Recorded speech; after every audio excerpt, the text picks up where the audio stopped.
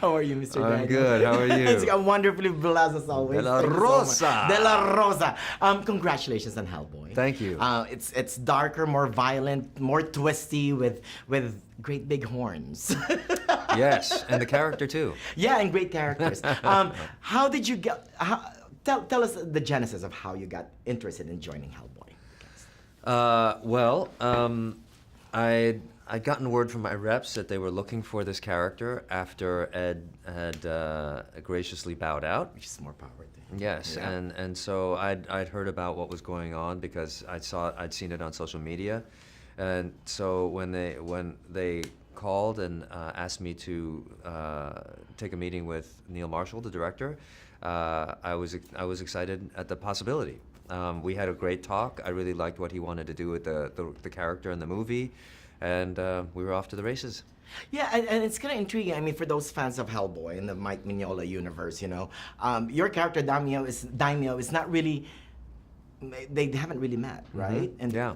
And it's kind of intriguing how they did that in here, because you guys are like foil for each other, I think. Yeah, no, I like that too, and that's something that it's so great we had the blessing of Mike Mignola on the movie because he's the creator of this universe. If he wants these guys to meet, then we're gonna meet, and so. It's nice that we get to do that in the movie, and we didn't in the comic. Let's talk about your character. He's a man of action with a six-pack. Who knew? They do wonders with CGI. That's all I can say. Right? Let's expand on his character. What got you intrigued with him? I like the fact that he has a secret. I think that.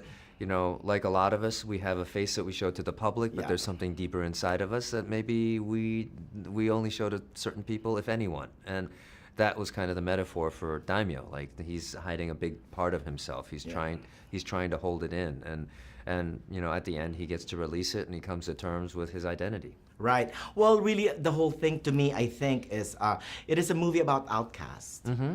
People that are not, characters that are not supposed to be in our world. That's right. That's right. And everyone has a different attitude toward being an outcast. And Daimio chooses to try and hide it.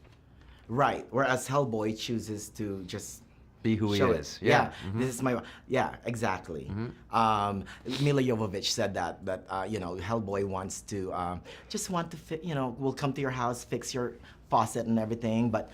They'll be like, right in the beginning first, right? That's they do right. that to me all the time. Do they?